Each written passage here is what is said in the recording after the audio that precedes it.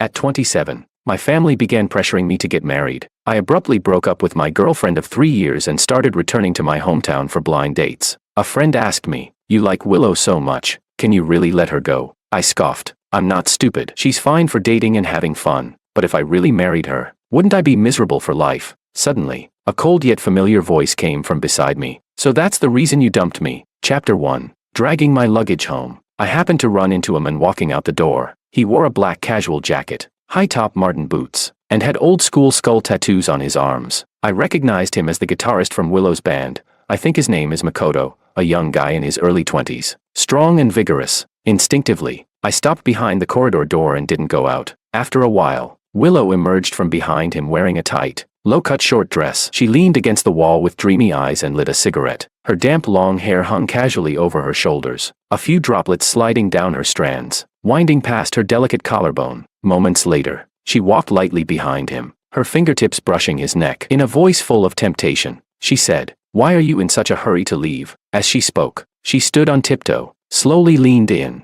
and planted a gentle kiss on his lips, leaving a barely there touch. She said, "Next time you come, Big Sis will wear a maid outfit to play with you." Makoto's eyes lit up. He tightly embraced her waist and returned the kiss. After a lingering moment, he said, "You're so playful. I'm afraid I'll end up dying in your hands sooner or later." Amidst their entanglement, Willow tugged at his lapel, trying to pull him back into the room. However, Makoto seemed a bit anxious and said, "Willow, I have a gig to perform later." Willow stepped back from him, half sulking, half coquettish, and said, "So heartless. You were calling me baby just now, and now you're leaving." She didn't get angry. Instead, she happily blew Makoto a kiss and said, "I'll be waiting for you. See you tomorrow." After he left, I walked out from behind the corridor door. Willow didn't seem to expect me to return suddenly. She was stunned for a moment, but her expression quickly returned to normal. "Why didn't you tell me you were coming back?" I looked at her for a moment and replied, "It's too late. I was afraid calling would disturb your rest." The ambiguous red marks on Willow's neck were still fresh, but she didn't feel guilty at all. She took my arm and led me inside. "George, I'm so hungry. Make me something to eat." She pouted while turning on the TV on the sofa, as if nothing had happened earlier. Seeing that I hadn't moved for a long time, Willow frowned and asked, "What's wrong?" Then, as if realizing something, a seductive smile appeared in her alluring eyes. "Did you miss me?" She got up and pressed herself tightly against me. The scent of iris lingered ambiguously around my neck, and her hand slowly slipped into my waistband. She said, "Then why don't you have me first, and then eat?" Her long fingers, honed from years of playing bass, were slender and nimble, bringing a slight cool touch as they glided over my skin. I closed my eyes and wearily pushed her away. I did enjoy Willow's body. When I pursued her, it was mainly because of her stunning looks, but perhaps because I had just finished a long flight, or maybe because of that man earlier. I only felt exhausted now, with no mood at all. Willow was rarely rejected by me. After a moment's surprise, her face darkened slightly and she asked, "What's wrong?" I looked down and saw a black lump on the carpet. It was a torn, tattered pair of stockings. Willow obviously saw the stockings too. A flash of panic crossed her eyes. She quickly bent down and grabbed the stockings in her hand. She didn't look at me again. Her lips trembled slightly as if wanting to say something, but she remained silent in the end. An awkward silence filled the living room. I took a cigarette from the pack and lit it. The crisp sound of crushing the menthol bead echoed as it broke. She whispered, "His lease expired, and he had nowhere to stay. So I let him stay here for a night. There's nothing between us." I looked at Willow. Our gazes met, but were obscured by the white smoke. We couldn't see each other's expressions, but we both knew how lame that excuse was. This wasn't the first time Willow had cheated. She was probably naturally flirtatious. She was like this when I first met her. Back then, a few of my dorm buddies were crazy about rock music and insisted on taking me to see a well-known rock band's performance. They said the band's female bassist was an absolute stunner, and it wasn't easy to get tickets. I had never been interested in rock music and was always unenthusiastic, until Willow took the stage. She wore a tight leather dress, with black garter stockings faintly visible at her thighs, the laces winding around, her soft skin slightly bulging. Full of tension, her long hair was casually draped, curly red locks appearing particularly dazzling under the stage lights. As soon as she appeared, she became the focus of the crowd. She lifted her eyes, the hazy lights reflecting in her amber-like pupils, carrying a subtle allure. That face was the most expensive luxury. It was my first time attending a band performance. The fans below the stage were going wild, their shouts nearly breaking the roof. Scanning over the boisterous crowd, our eyes met for an instant before she quickly looked away. The music that night was great, but I didn't hear any of it, because at that moment, all was silent. I could only hear my own pounding heartbeat. After the show, a few buddies rushed backstage to get contact information. and I was among them. Single for 23 years, it was the first time I actively asked a girl for her contact. Willow didn't refuse anyone, flamboyantly scanning everyone's QR codes. A year later, all her suitors had given up. Only I persisted. Later, perhaps my perseverance finally moved her. Willow accepted my confession, and I became her boyfriend. Up until now, but I knew that in these years together, Willow had never truly liked me, or perhaps she did like me, for my tolerance and generosity. She had cheated on me many times, but each time, as long as she gave me a somewhat acceptable excuse, I would forgive her. She had told me many times that I wasn't her type. She was only with me because I treated her well. She also joked that when she found her true love someday, she'd dump me. Our relationship had lasted over the years only because of my constant concessions. I said, "You promised me you wouldn't cheat again." My voice was hoarse as I looked at the torn Balenciaga logo stockings in her hand. A trace of mockery flashed in Willow's eyes. Without any shame, she said, "You believed that when I was just joking." She snorted coldly, took the cigarette from my fingertips, and said with disdain in her eyes, "Can't take it. If you can't, we can break up." She had said this to me countless times before. She knew I couldn't bear to leave her, so over time, she learned how to manipulate me. She knew that when she said this, I'd be helpless. I turned my head and said, "I'm tired. I'm going to rest." Willow frowned and grabbed my sleeve. She bit her lip and said, "George, don't push me." I pried her hand off and went back to my room. Soon after, the door slammed loudly outside. Willow had left. She was angry, I knew. After all, between us, I always placated her and had never shown her such an attitude before. I turned over and opened my phone. In the family group chat, my mom had sent a message mentioning me. "I've never rushed you before, but you're 27 now. It's time to think about marriage, right? My colleague's daughter is quite decent. I saw her, and she's good looking too. Why don't you come back during the holidays to meet her?" Then I opened a message from my boss. "George, the branch office is in need of people right now with your abilities. Staying as a deputy manager is a waste. Are you interested in going to the branch as a manager? It will be tough to start building business initially, but it's up to you." My mom wanted me to go home for a blind date. The company had just opened a branch in my hometown. The timing and circumstances seemed right. I really had no reason to stay here. I sighed. Actually, I really did like Willow. She was beautiful, had a great figure, and we were very compatible in bed. Most importantly, she was wild. Being with her was easy because I didn't have to think about being responsible for her or consider our future together. When I first started working, I was exhausted and wanted someone to relieve my stress. But I was just average looking and couldn't find anyone suitable until I met Willow. She spent her best years with me, easing a lot of my stress with her body while I was working tirelessly for my career. And although her relationships with men were ambiguous, she was careful in this aspect. Before being with her, I heard that any men she dated had to show a health certificate from within the past 3 days. I always took precautions, so I wasn't worried about diseases. It would be hard to find another woman as perfect for me as her in the future, but there's nothing I can do. Dating is one thing.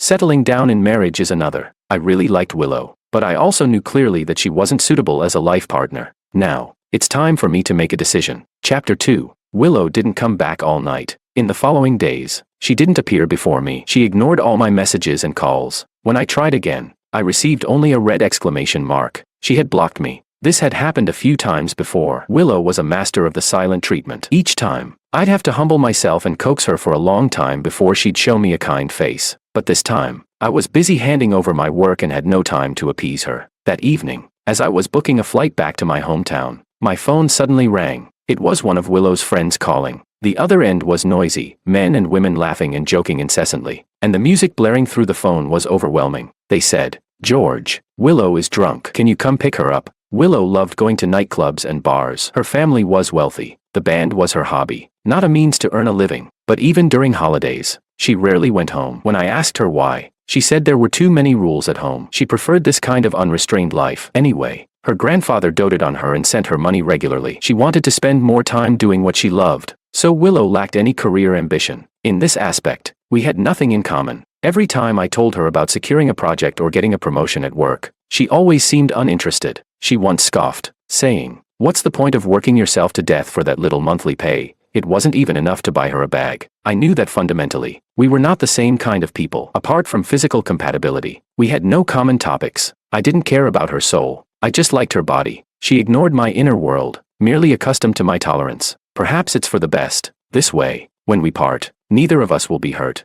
I thought for a moment and said okay, hung up the phone, and looked out the window. The city at night seemed even more splendid than during the day. Thousands of lights and endless traffic, various illuminations intertwining, obscuring all the stars in the sky. I glanced at my ticket, the day after tomorrow at 8 a.m. I sighed. Actually, I didn't want to break up so soon. Willow and I were really in sync in bed. With the pressure of changing companies these days, I had planned to have a farewell fling with her. I smacked my lips, feeling a bit regretful. But since the opportunity had come, there was nothing I could do. When I arrived at the bar, Willow was drinking merrily with her bandmates, men and women of all kinds, all sharing the common trait of dressing avant-garde and fashionably. No wonder Willow liked hanging out with them. I looked down at my own cheap attire and recalled Willow's disdainful words. You're only 27. Stop saving money every day like a miser. Look at the clothes you wear, no taste at all. So old-fashioned. Living like this is really meaningless. You should go out and see the world more. Try new things. Look at the handsome guys in our band. Which one doesn't have tattoos? I asked you to tattoo my name, and it's like I'm asking for your life when we're out. Don't stay too close to me. I'm embarrassed to say you're my boyfriend.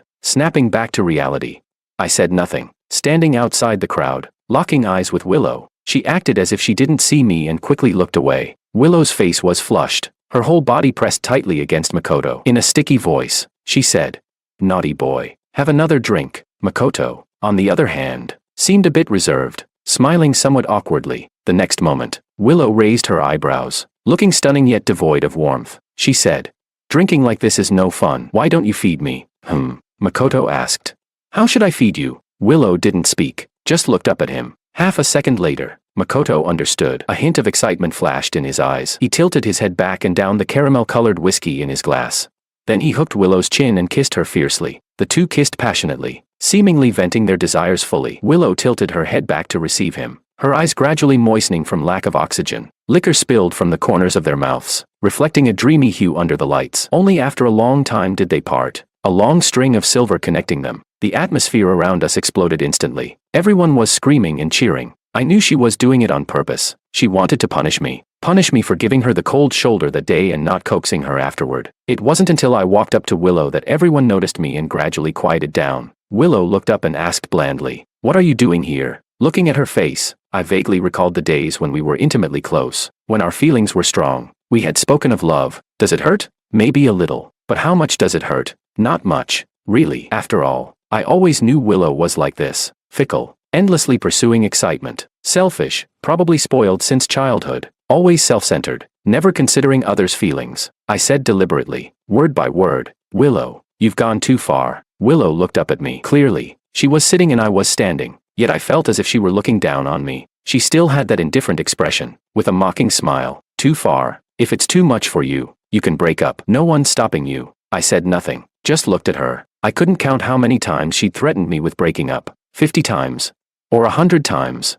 Some friends nearby also felt she had gone too far. After all, everyone had seen how I'd treated her over the years. They whispered to her, "Willow, don't say that. George treats you so well." Saying that really hurts him. In fact, I was indeed hurt. My eyes moistened, and I closed them in sorrow. After all, if you're going to act, you have to go all the way. After much effort, when that tear finally fell to the ground, I clearly saw Willow's expression change. Her fingers tightened around her wine glass, but she still didn't speak, just looked at me coldly. The next second, I said softly, "All right, Willow, let's break up then." Willow's face instantly turned extremely ugly, like a volcano about to erupt. However, she suddenly laughed, though her smile looked like she was gritting her teeth. She said, "Fine, George, you've grown some backbone. All right, but I never go back to old flames. Just don't come begging me like a lapdog when the time comes." "Okay." I nodded painfully. Then I turned and left, not looking back at her. That night, Willow didn't come home. I deleted all her contact information and anything related to her overnight, and packed my luggage. Early the next morning,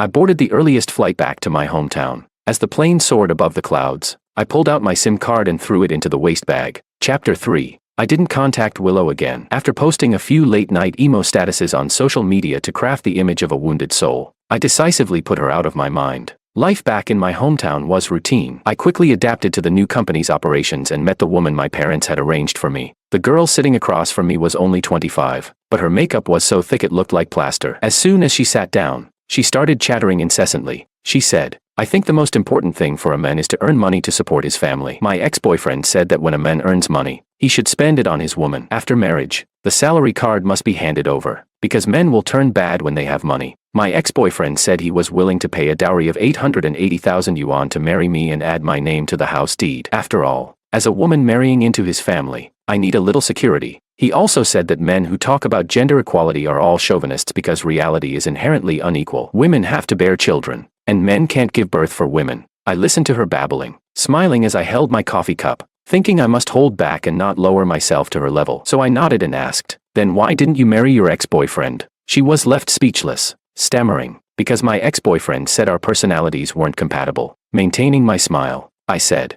"Miss Xu, I think your ex-boyfriend was wrong. After marriage, not only should the salary card be handed over, but the beneficiary of any insurance should be the woman. I believe that if I'm willing to marry someone, I should give as much dowry as I can afford, and the house should be directly registered under the woman's name. Would that satisfy you, Miss Xu?" "Really, Mr. George?" I stood up, sighed, and said, "Unfortunately, Miss Xu, I think our personalities might not be very compatible. Let's not continue this." Then I turned and left. Having been back home for so many days, my mother had introduced me to quite a few potential matches, some of whom were actually quite decent. However, having once seen the vast ocean, it's hard to appreciate mere streams. After a failed relationship, I wasn't interested in anyone. This state continued until a work meeting. Everyone arrived early, silently gathered around the conference table, the atmosphere solemn. I quietly asked the deputy manager next to me, "What's going on? Did something happen at the company?" He leaned over and whispered, "The old chairman's daughter is coming. I heard she's here to get some experience. If she passes the test,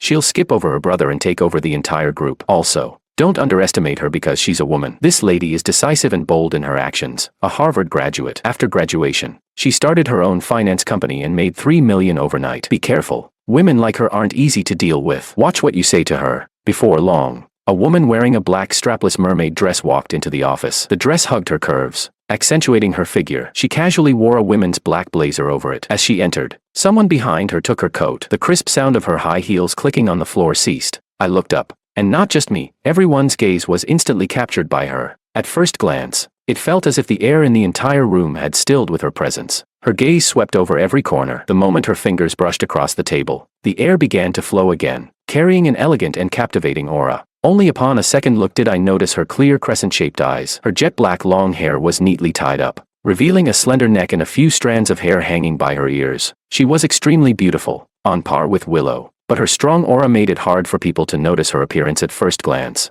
"Sorry, my flight was delayed, so I'm late." She first acknowledged her mistake, then sat at the head of the table and got straight to the point. "My name is Anna, and from now on, I'll be the general manager of the company. I've already reviewed the company's basic information and financial statements. Starting with the deputy manager, I'd like each of you to give me a basic report on your work achievements over the past year and the projects you're currently handling." One by one, the department heads nervously began their reports. As rumored, Anna was indeed an elite, pointing out every attempt to gloss over details. She said, "I don't like vague statements, nor do I like being fooled. I hope we can communicate well, but if my communication doesn't work, I'll consider other methods." She clearly didn't scold or hit anyone, yet cold sweat formed on everyone's backs. Even when I stood up, my palms were slightly damp. Fortunately, I was well prepared, and my work over the past year was quite outstanding. The more I spoke, the more confident I became. My education and career are my pride and the most important things in my life. I never deceive myself in these areas. Anna didn't interrupt me. I saw a hint of appreciation in her eyes.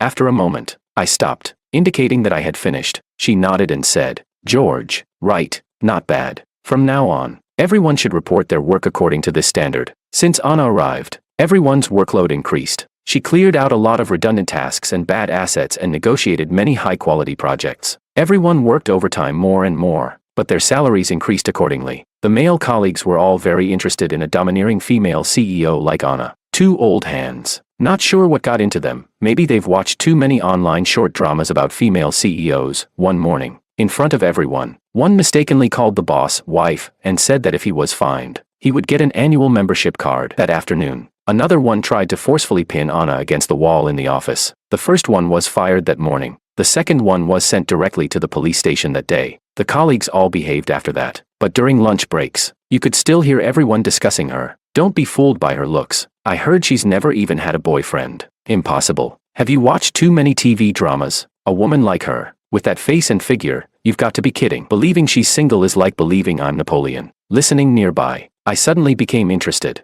Chapter 4. I began to appear regularly in front of Anna. She arrived at work half an hour early every day, so 3 out of 5 days a week, I'd catch the same elevator as her. At that time, it was usually just the two of us. I didn't say much, just greeted her, helped press the elevator buttons, and stood aside. Then, without fail, I'd go get a cup of coffee every noon. She usually came to get coffee at that time too. I'd make sure not to bump into her in the break room, leaving before she arrived but ensuring she could see me. Occasionally, I'd work overtime, and she would pass by my desk on her way out. So, when she saw me working overtime for the 17th time, she paused and walked over to me, asking, "I've noticed you've been working overtime a lot lately. Is there a problem?" I looked up in apparent surprise. After hesitating for a moment, I handed over the documents in my hand and said, "I recently took over a new project, but there are some assets in the company whose risks I'm unsure about, so I have to study them more." Anna naturally sat down beside me. She softly said, "Let me have a look." She had a faint rose fragrance about her, an indescribable subtle allure.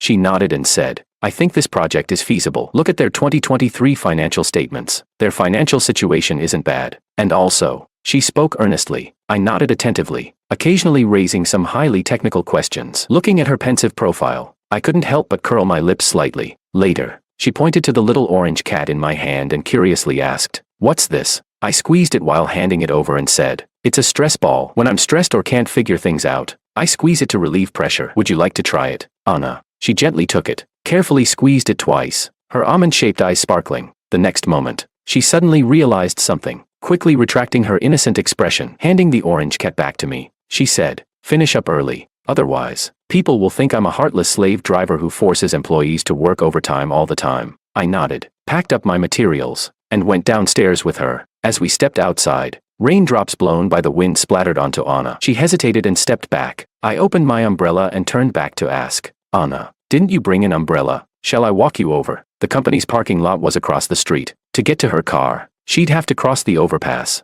She nodded somewhat embarrassedly and stepped under my umbrella, keeping a small distance between us, so I didn't hesitate to tilt the umbrella more toward her side. Rainwater slid off the edge, soaking my shoulder. Anna obviously noticed my gesture, glanced up at my damp sleeve, and a subtle look of conflict appeared on her face. The next moment, she pressed her lips together and moved closer to me, her shoulder lightly touching my arm. The rain pelted the ground as we walked a bit closer. Warm body heat subtly transmitted through our clothes, and her rose fragrance filled the air. When Anna drove her car out of the parking lot, I hadn't gone far. Anna rolled down the window and asked, "You didn't drive today, did you?" I chuckled awkwardly and said, "Yeah, I forgot to drive today." "It's okay, Anna. I'll just catch a cab home," she said. "Get in. I'll give you a ride." Along the way, I talked quite a bit with Anna. She was somewhat surprised to find that our interests aligned, even sharing a fondness for the niche film The Holy Mountain. Anna's initially indifferent demeanor gradually became more lively. When we reached my doorstep, she actually didn't brake and drove past. I was about to remind her when she realized, "Sorry, I wasn't paying attention to the navigation." After the car stopped, I thanked her again for giving me a ride home. Anna just nodded. Her lips parted slightly as if she wanted to say something, but she swallowed her words. "What's wrong, Anna?" she asked. "Where did you get that little orange cat stress ball earlier? It's so cute." As soon as she said it, she seemed a bit regretful, as if her cool and elegant CEO image was slipping. She simply lowered her head and said nothing. I chuckled, and the next moment, I pulled out the big orange cat from my pocket and placed it in her hand. I waved and said, "Well then, Anna, see you tomorrow." Chapter 5. I stood behind the curtain, watching Anna leave, and picked up a notebook from the table. I hadn't driven to work in a long time, just to seize this opportunity, and thankfully, today's weather forecast was accurate. It really did rain. I flipped open the notebook, filled with records of Anna's preferences. There wasn't much information about her. It took me a lot of effort to find her old social media account from school and carefully note down each detail, just to learn a bit about her likes and dislikes. For example, she loved chubby orange tabbies, and that movie The Holy Mountain, which I had only just watched last night. There's no choice for an average guy like me to win over an exceptional woman like her. I have to put in the extra effort. I smirked, just about to rest on the bed when my phone rang. It was an unfamiliar number, but the voice was unmistakable. Willow spoke coldly. "You left a lot of your stuff at my place. Come get it. Otherwise, I'll throw it all out." When I moved out, I did leave some things behind, but they were just useless items that took up space. I figured, given Willow's temperament, she'd have thrown them out immediately. I didn't expect her to call me. "So," I said, "just throw them out. I don't need them." I said it while flipping through the notebook about winning Anna over, my tone somewhat dismissive. Willow on the other end was clearly unhappy. After a long silence, she hung up. She was always like this, moody and constantly needing someone to comfort her. But now, I no longer had any obligation to do so. After blocking her number, I put the whole thing out of my mind. Since I spent time with Anna yesterday, I couldn't use the same approach again today. I rarely left work early, but today I went to a bar with a friend for a few drinks. After a few rounds, We were both a bit tipsy. My friend squinted at me and asked, "You used to be so into Willow, and now you've suddenly broken up. Are you really over it?" When I was with Willow, my friends often scolded me, thinking I was too much of a simp and had no self-respect. But I never thought much of it. If I was with Willow for her body, then I had to give something in return. Besides, being a simp or not was my decision. How does that make me weak?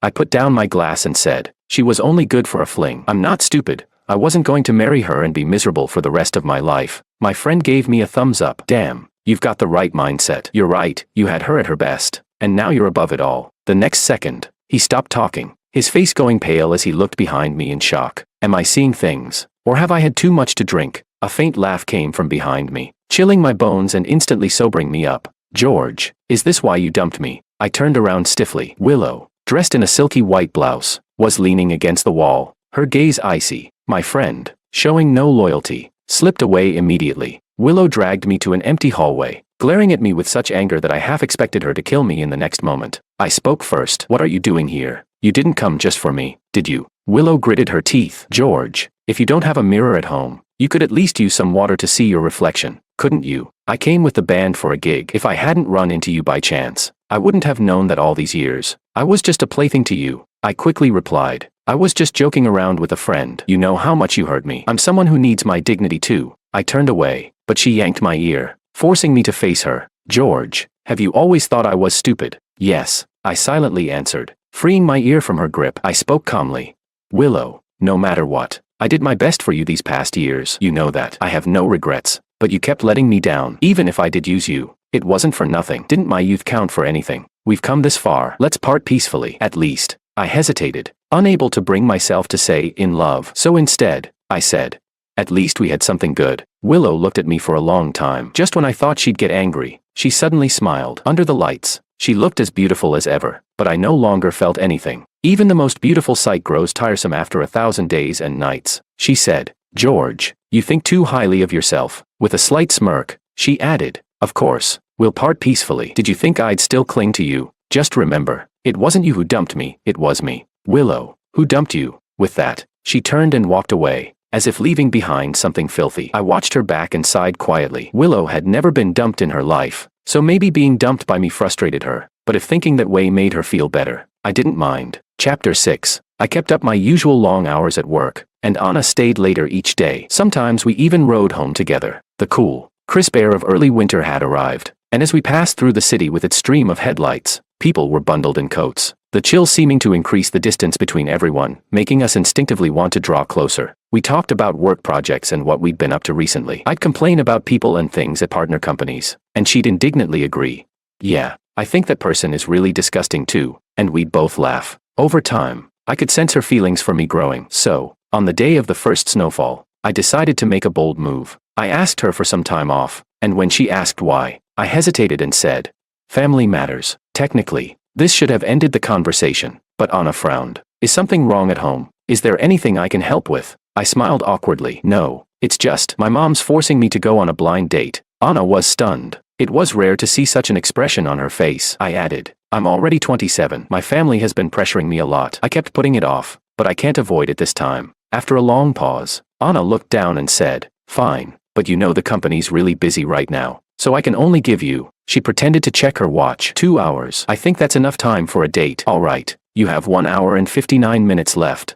I wasn't lying to Anna. I really did have a blind date. With my previous ones going nowhere, my mom was getting close to losing it. This time, the person I was meeting had potential, a well-traveled professional, elegant, thoughtful, and respectful of others' opinions. Without a hint of entitlement, I found myself interested and chatted with her a bit longer than usual. Halfway through, she went to the restroom, and I was playing on my phone when I felt someone sit down in front of me. I looked up, my words caught in my throat. It was Willow. She crossed her long legs and glared at me disdainfully. "You broke up with me to go on dates with this kind of person." My smile faded. "Weren't you supposed to be on tour with the band? Why are you still here?" "The schedule changed," she replied. "You think I wanted to stay in this dump?" I spoke firmly. "I hope you can respect my date. She's a good person. Please leave and don't interfere." Willow's smile disappeared. Her lips pressed tightly together. When my date returned, she was bewildered by the scene. "Who are you?" Willow ignored her, seething. "I'm his girlfriend. If you know what's good for you, leave." I hurried to explain. "No, she's not."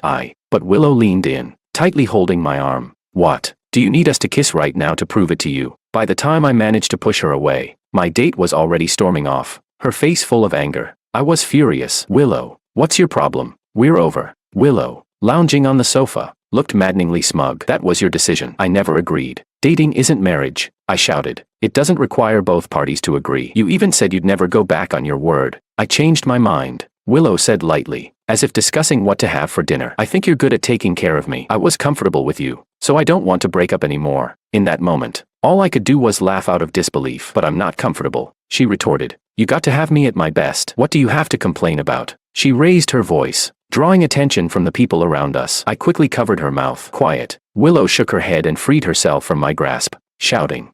After breaking up with me, you haven't met anyone better, have you? You know in your heart I'm the best you'll ever get. We were great together in bed. Instead of those other losers, why not? Her words abruptly stopped as a dark figure appeared beside me. I snapped out of it, seeing Anna still in her black fishtail dress from work, her brow furrowed. Weren't you here for a blind date? Why are you talking about sleeping together? I was utterly stunned. My plan had been for Anna to get jealous, but instead, Willow showed up and started causing trouble. And now Anna was here too. Willow stood up, annoyed, and faced her. I'm his girlfriend. Who are you to interfere? Anna calmly replied. I'm George's boss, and as far as I know, George doesn't have a girlfriend. Willow bit her lip, then snapped. He doesn't need to report to you whether he has a girlfriend or not. Oh, I see now. This is the new woman you've set your sights on. George, does she know how despicable you are? Are you planning to use the same tricks on her that you used on me? Even though I was usually calm, this pushed me to the edge. Just as I was about to retort, Anna spoke first. Oh, so you're the dumped ex. Since George broke up with you, it means he doesn't like you anymore. Clinging to him won't work. Willow's face turned red with rage. Anna looked at me and said, your time off is up. There's a meeting waiting for you at the office. Let's go. I couldn't care about anything else anymore. I spoke to Willow, enunciating every word. I don't know what's gotten into you, but Willow, during the years we were together, I owed you nothing. We got together willingly, and I never forced you. I still stand by my words. Let's part peacefully. Please don't bother me anymore. Willow wanted to say something, but after hearing me out, her eyes darkened, and she said nothing more. Anna tugged on my sleeve, pulling me away.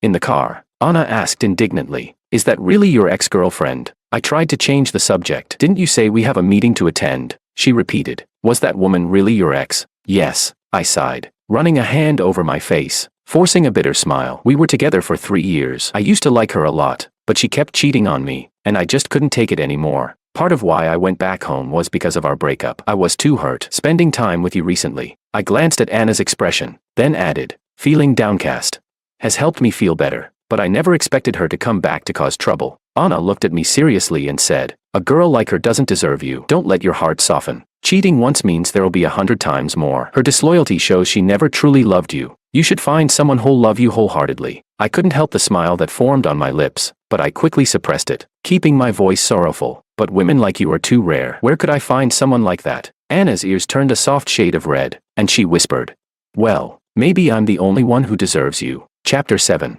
3 days later, while I was drinking at a bar, Anna messaged me, asking when I was coming back to work. When she said that line the other day, I was indeed taken aback, but I didn't want to rush things. I was serious about Anna, so we couldn't just stumble into a relationship like I had with Willow. A rushed beginning always ends in a rushed conclusion. Taking this situation as an excuse, I took some time off and went out with friends to relax. This bar was one of the fancier spots in the city, not too loud, with a band playing great music. I was enjoying the sight of attractive people dancing and drinking with my friends when the music suddenly stopped. After a moment, the bass began to play. How long will I love you? As long as the stars shine above you. If I could, I would love you even longer. How long will I need you? As long as the seasons need time. The soft, melodic voice caught my attention, and I paused. Looking up at the stage, there stood Willow in a tight leather dress, a silver necklace glinting around her neck. In that instant, the rowdy crowd and dim lights seemed to vanish, and all I could see was her, with her eyes fixed on me. It was like our first meeting all over again. Only this time, it wasn't me who walked toward her. Willow slowly walked off the stage. Approaching me, she said, want to add me on WeChat? The whole crowd erupted with cheers, but I shook my head and sighed. Why bother? I'm not undervaluing myself. I could see that Willow did have genuine feelings for me, but how much of that love was for who I am? Or was it just because I had always doted on her, spoiled her, tolerated her? Maybe, deep down, she couldn't accept that the person she always thought of as her simp had dumped her. The crowd began to disperse, the music resumed, and she sat beside me, nudging me with a hesitant, almost appeasing look. I thought about what you said the other day. And you were right. In all the years we were together, you never wronged me. You gave so much, and I kept hurting you. It was only right for you to leave me." Her expression was conflicted. She seemed reluctant to speak, but she went on anyway, her voice shaky and uncertain. "If I change, if I start caring about you, if I stop doing anything out of line with others, could we?" Remembering her earlier vow about never going back, her face flushed bright red as she quickly looked down and said, "Could we get back together? I'm sorry for everything. It was all my fault." I looked at Willow in surprise. I almost thought she had been possessed by someone else. The proud, confident Willow, apologizing and asking to reconcile with me.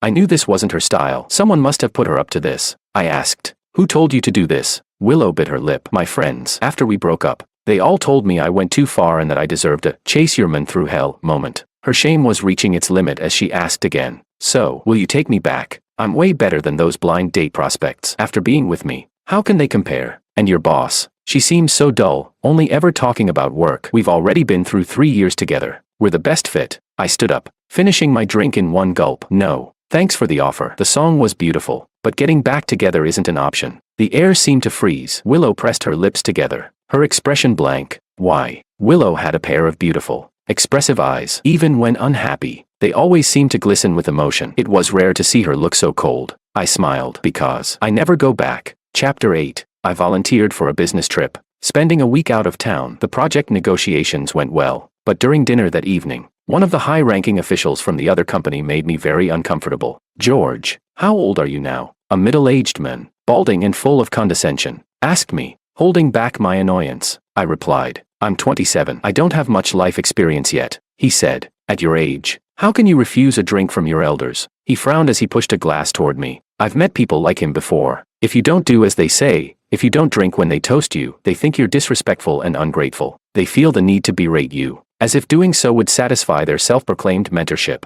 I used to push myself to the limit for my career, drinking at social events and working late until I ended up with a perforated stomach ulcer. The doctor had strictly forbidden alcohol, but the project we were negotiating was important, and I knew it was a crucial moment for Anna and her ability to take over the company. So, I forced myself to drink despite the pain. One toast after another. The burning sensation in my stomach intensified, sweat pooling in my hands. Just then, my phone rang. Anna was calling. "Why's it so noisy? Are you still at dinner? I've already messaged your supervisor. If you're full, you need to leave. You can't drink anymore." Got it. I didn't want to stay either, but the man, drunk and aggressive, insisted on keeping me there, demanding to talk. "It's good to be capable, but you need to play the game. If you can't drink, the deal won't happen. Stop being so wishy-washy. Have another drink." He handed me another glass. The smell of alcohol made me hold my breath. I pushed the glass back. "Mr. Zhang, my stomach isn't well. My supervisor is here. You can drink with him instead." He suddenly erupted, yanking me up by my collar. "You're just a department manager. What are you acting all high and mighty for? I've signed the contract with you, and now you're refusing to drink. Do you think I'm not important enough for you, you bastard?" He grabbed my collar and picked up a full bottle, trying to force it on me. My stomach was already in pain, and thankfully, several colleagues intervened, pinning him to his seat. My heart was pounding as I watched him curse at me from his chair. Between the physical and psychological strain, I couldn't hold back anymore. I vomited, everything I'd eaten spilling all over him. The noise I made sounded almost like I was turning into a zombie. Mr. Zhang sat there, dumbfounded, with food still hanging off him. My colleagues were stunned too, backing away. The deputy manager frantically gestured at me, and I realized my phone call was still active. Damn it, Anna probably heard the whole thing. From my massive, disgusting retch onwards, I sighed. Barely able to stand, I stumbled out, anxiously picking up my phone again. Silence greeted me. Anna wasn't there. There wasn't a single response.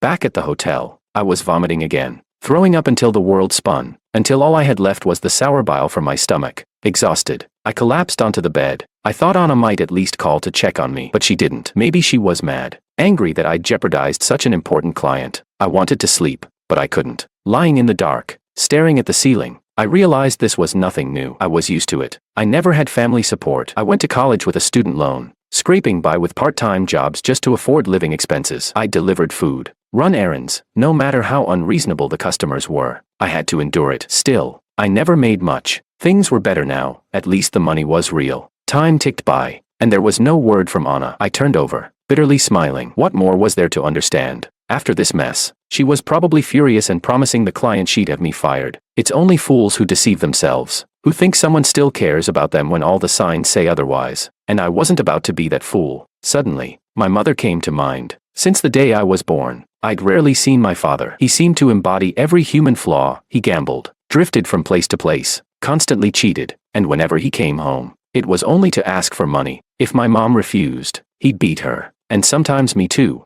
I started begging my mom for a divorce as soon as I was old enough to understand. Everyone around us urged her to leave him, but every time, she'd sniffle and sob, saying she wanted me to have a complete family, refusing to divorce him no matter what. I couldn't understand it at first. He treated us so horribly. How could she think staying together was better for me?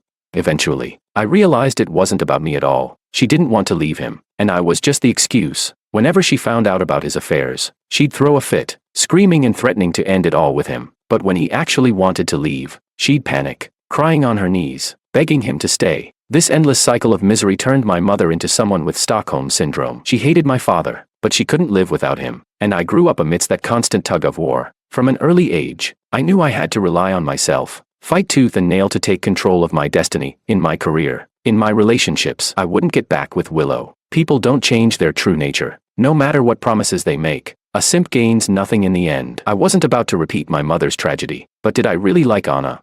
I didn't even know. Maybe I just liked how attractive she was, how much simpler she seemed compared to Willow. I was willing to go all out to win her over, but I knew such feelings were superficial. For the first time, I felt truly lost. Was this really what I wanted?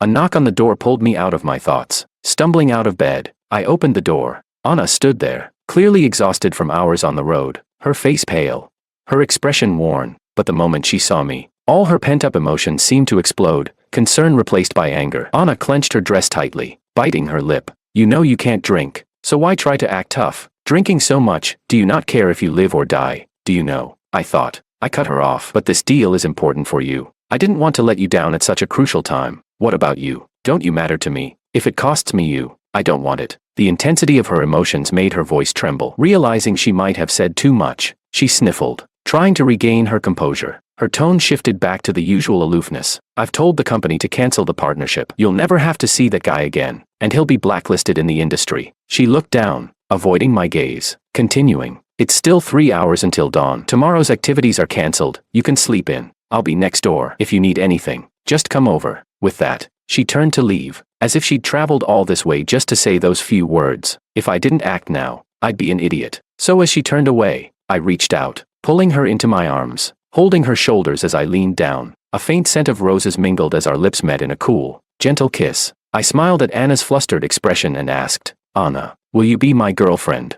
Chapter 9. Being with Anna felt completely different from being with Willow. She wasn't a clingy girlfriend, but she was always by my side when I faced difficulties, refusing to leave no matter how much I tried to convince her. She never said she missed me, but no matter how late I came home, I always found her waiting for me. The longer we spent together, the more I realized that beneath her icy exterior was a hidden warmth. I felt an unprecedented happiness, but also a deep fear. It was like standing on the edge of a cliff, solid ground beneath my feet, but a deep abyss behind me. I was afraid Anna would discover my true self, that everything I did for her was just a carefully constructed facade. I was scared she would be disgusted by the real me. After several snowfalls, the temperature plummeted. Feeling guilty, I wanted to make it up to Anna by working harder, pushing myself until I finally fell ill. After taking leave from work, I stayed home alone. Anna and I didn't live together. Distance helped make the illusion seem real. In the midst of a fevered haze, I thought I heard the doorbell ring. I assumed it was a dream, but after several more rings, I forced my eyes open. When I opened the door, I saw Anna standing there. She was holding a thermal container in one hand and a bag of medicine in the other. Snowflakes dusted her black wool coat, and her long lashes were damp, tangled together with moisture. You got sick and didn't tell me, she said. She walked to the dining table, setting down the container. I made some porridge. I don't know if you'll like it. Before I could react, she stepped closer, standing on tiptoe to touch my forehead, then her own. Frowning slightly, she sat on the sofa, taking out the medicine, muttering in exasperation. Why do you always do this? You always tough it out, refusing to take medicine when you're sick. Is it a cold or the flu? It's nothing serious, probably just a cold. Anna took out a box of medicine, carefully reading the instructions. I stared at her in a daze, remembering the first time I met her. She had the same focused expression while reviewing a report I had submitted. We had once been so far apart. She was aloof and elegant, and I was just an ordinary employee, sitting far away from her with so many people between us. And now, here she was, right in front of me, frowning in concern over a tiny instruction leaflet. The soft orange light in the living room fell on Anna, her fitted knit sweater hugging her graceful figure, her collar slightly open, revealing her collarbone, subtly sensual. The warm light softened her otherwise cool makeup, giving her an added touch of gentleness. Suddenly, I felt my heart skip a beat, the echo ricocheting in my head. I thought, I'm done for. I walked over and pulled her into my arms. She hugged me back briefly, then quickly grabbed a blanket, draping it over my shoulders. Don't do this, you're still sick. But I hugged her even tighter, murmuring, what should I do, Anna? I think I'm falling for you more and more. She huffed. Didn't you like me before? I was speechless, another loaded question. No, I mean. She snuggled into my chest, then burst into laughter, interrupting me. All right, stop explaining, because I'm falling for you more and more too. I couldn't describe the feeling. I'd always valued rationality, and I believed emotion should serve as the material for rational thought. I disliked losing control, but now, it didn't seem so bad. After taking the medicine, I fell into a deep, dreamless sleep. When I woke up, I was drenched in sweat, the congestion in my head suddenly gone. I got out of bed, my first thought being to find Anna and tell her I was better. Anna. The next moment, I stood at the study door, meeting Anna's complicated gaze. She was holding the notebook where I had recorded all her preferences. She had already flipped through half of it. Chapter 10. Anna left. She wasn't angry, and she didn't argue with me. She didn't say anything, nor did she look at me again. I chased her to the hallway, wanting to call out to her, but no words came out. I still felt the lingering effects of the cold, but it hardly seemed to matter. My heart felt icy, as though the chill of winter had seeped into it.